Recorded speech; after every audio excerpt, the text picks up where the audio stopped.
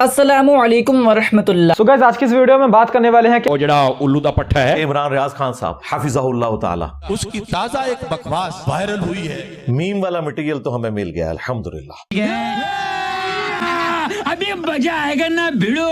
चलो भाई, ज़ीशान अजीज साहब का अल्लाह ताला भला करे। आमीन तो कह दो यार, हंस दो तुसी उन्होंने तो सारा ही कट्टा खोल के सामने रख दिया कि उन्होंने सिर्फ सवालात ना अपलोड करना शुरू कर दिए अपने सोशल मीडिया पे, जवाब तो देखे नहीं थे कि इंजीनियर साहब बहुत बुरी तरह फंस गए। हैं? किन चीजों में फंस गए? वो नंबर वन ये कि आपकी किसी ने हेल्प की, ठीक है जी। किसी ने मदद की, और पाकिस्तान में मदद किसी की इतने बड़े लेवल के ऊपर सिर्फ और सिर्फ एस्टैब्लिशमेंट कर सकती है। लो जी संभाल लो, एस्टैब्लिशमेंट दा बंदा है, एनू दोबारा लॉन्च किया उन्होंने। कौन कह रहे जो खुद तनख्वाह खाते रहे ने 103 दिन बाद कैसे बाहर आ गया? अल्लाह के बंदो, आज से पहले किसी मजहबी पर्सनैलिटी के ऊपर 295C लगी है? क्यों की मदद? हाँ आना उन्हें घेड़े च। मदद क्यों की? क्योंकि आपने एंटी इमरान खान बयानियां चलाना है। आप मैंने अपनी पिछली वीडियो में भी पूछा था, मैं अभी पूछ रहा हूँ, क्यों मनाएंगे एंटी इमरान खान बयानियां? मतलब अडियाला जेल के बाहर कोई दुनिया इकट्ठी हुई है, कोई 2 साल में आप लोगों ने सड़कों पर निकल के हुकूमत का ये हाल कर दिया कि एंटी इमरान खान बयानिया की जरूरत है। मतलब उस बयानिए को बनाने का मकसद, इतनी कोशिशें कर इतने ट्रिक्स लड़ाकर जो बयानिया बाहर निकाला गया ना, वो ये है कि इंजीनियर साहब बाहर आकर ये बताएंगे कि अंदर देसी घी के तड़के लगते हैं। ये है वो बयानिया जिस पर इस वक्त पीटीआई में अजीब एक बदतमीजी की लहर दौड़ी है कि जी अंदर जी इमरान खान देसी घी खा रहे हैं। अच्छा मैं कहता हूँ नहीं खा रहे, फिर अब वो पकड़ के पीटीआई वालों ने बजाय इसके कि शुक्र अदा करते कि यार एक बंदा अंदर से होके आया और उसने कंफर्म कर दिया है कि हमारे लीडर बिल्कुल ठीक है, उनको मुसीबत पड़ गई, ये ठीक क्यों निकल आया? हमने तो बताना है कि ये बंदा बड़ी बुरी हालत में है ताकि हमें और डॉलर मिले यूट्यूबर्स को। मैं आपको वसूख से कहता हूं, मैं अगर इनको ये कहता ना कि जी मैंने अपनी आंखों से देखा है कि उन्हें रोजाना जहाज बनाया जाता था। जेल में एक जहाज बनाना भी होता है। अच्छा, जहाज बनाना यह है कि 4 बंदे होते हैं, 2 जो है उसके बाजू पकड़ लेते हैं और 2 टांगे, और उसको हवा में फिर उड़ाते हैं और फिर उसकी करते हैं पिटाई। फिर वो जहाज ऐसा लैंड करता है कि दोबारा उड़ता नहीं है। तो अगर मैं ये बताता कि जी खान साहब को रोजाना जहाज बनाया जाता था और उनकी चीखें मैं अपने कानों से सुनता था, आपने देखना था, इन्होंने कहना था इंजीनियर साहब से सच्चा इंसान ही कोई नहीं है। बात तो सही है। बस ये इमरान खान साहब को रिहा करवाने ही लगे थे कि मैं पता लगा वो देसी घी खा रहे हैं। पूरा क्राउड ठंडा हो गया, कोई शख्स खान साहब की रिहाई के लिए हक के लिए आवाज नहीं उठा रहा, और सबको ये मसला हो गया कि वो कह रहे हैं यार जब वो देसी घी खा रहे हैं तो फिर उनको आजाद करवाने की जरूरत क्या है? मेरे पास दलील भी है, सबूत भी है। अच्छा सबूत भी है? सबूत भी है, दलील। ठीक है जी।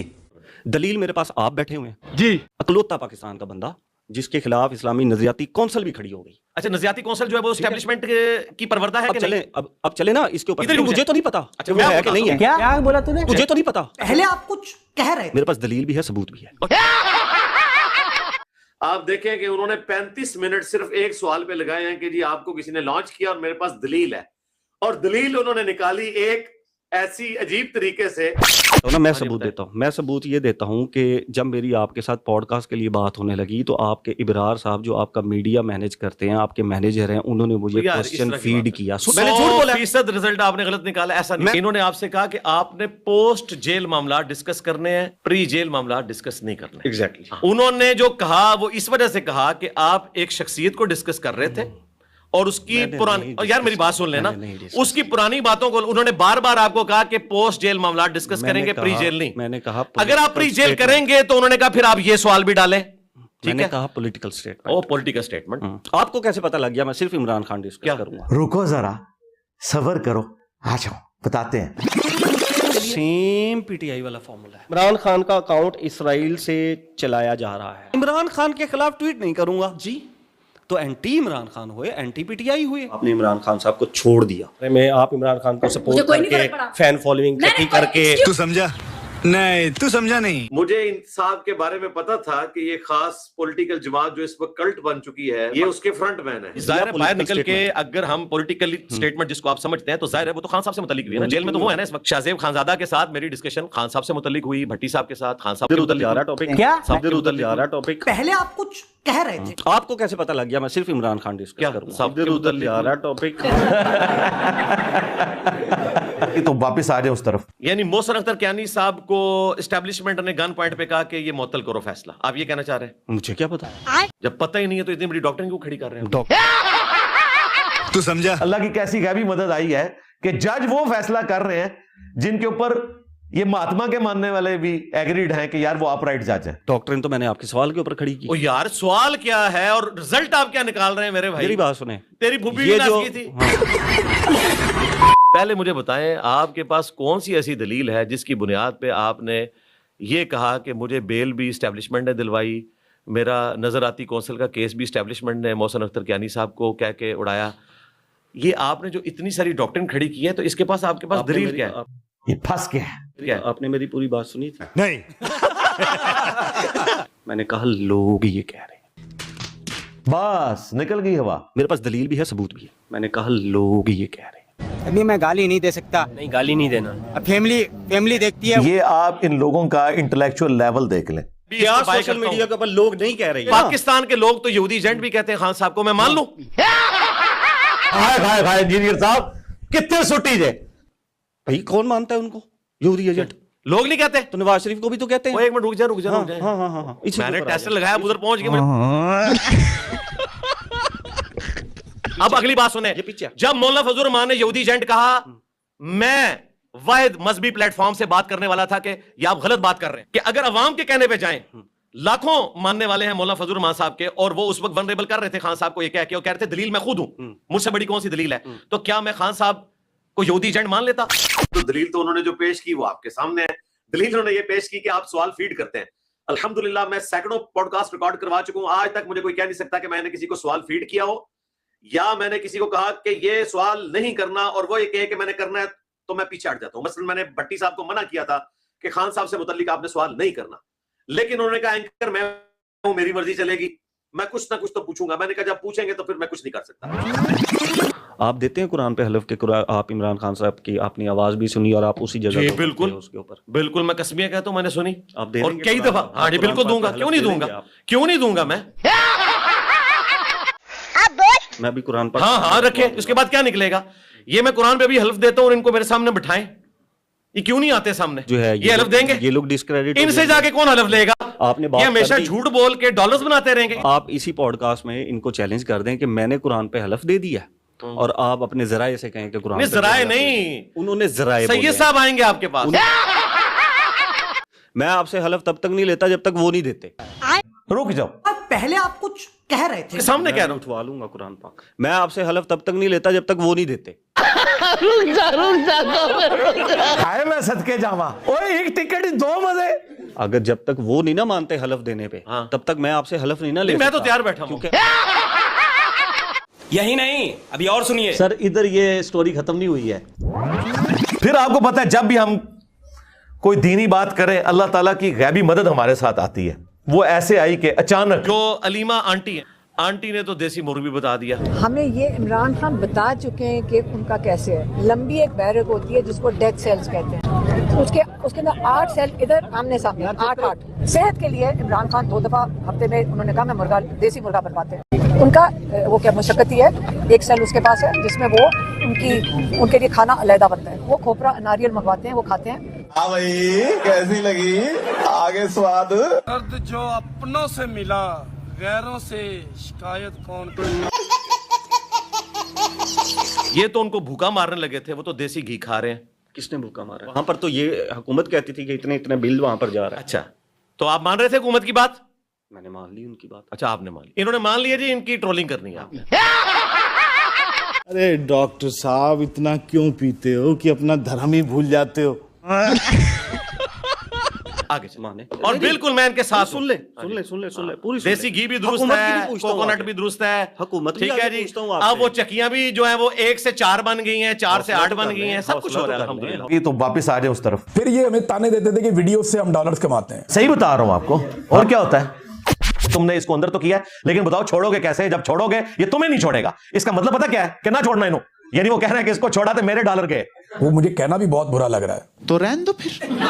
کہ بڑی گندی ویڈیو ہے, وہ بڑی گھٹیا قسم کی ویڈیو ہے جس پہ انجینئر محمد علی مرزا نے سب سے زیادہ ڈالر کمائے ہیں.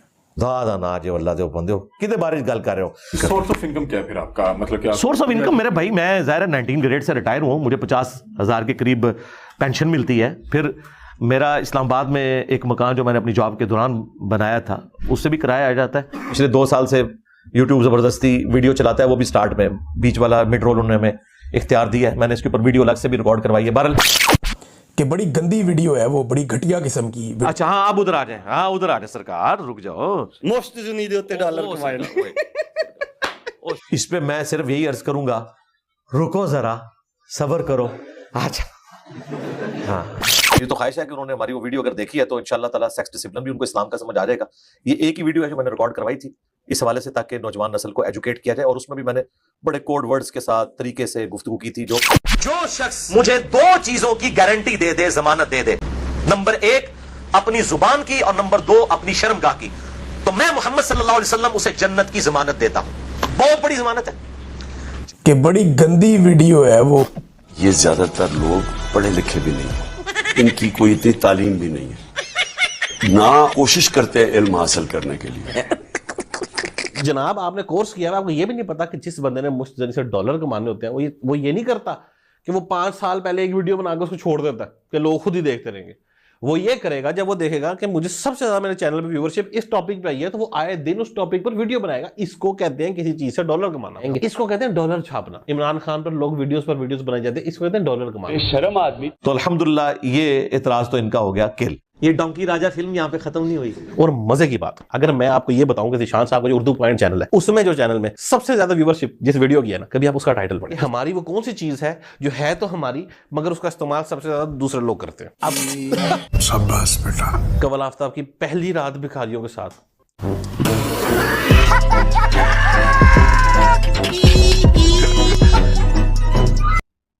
तो ये ताने छोड़ दें। इस्तिस्ना वाले मामले पे भी उनको गोलमोल करके मार्जिन दे दिया है। इस्तिस्ना वाले मामले पे क्या कहते हैं जरा ये आप देखें। चलो चलो चलो। फील्ड मार्शल और वजीर आज़म ने हालातों, वाक़यात और नजरिया जरूरत के तहत ताहयात इस्तिस्ना लिया। ठीक है जी। जिस तरह कुरान पाक में भी 4 मकामात पर आया है कि अगर जिंदगी मौत की कशमकश बन जाए तो आप मुर्दार भी खा सकते हैं। यार उनकी कौन सी जिंदगी मौत की कशमकश बन गई है? आशा हाँ, जवाब देंगे तुझे।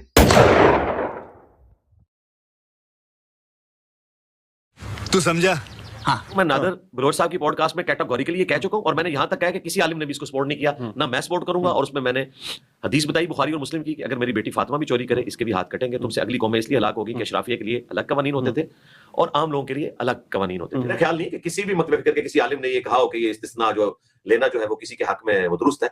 इस्तिस्ना तो खुलफा राशिदीन को हासिल नहीं है, बाद के हुक्मरान तो शाही कोई नहीं उनके मुकाबले में, तो इस्तिस्ना की तो कोई गुंजाइश नहीं है। बुखारी और मुस्लिम दोनों में हदीस है।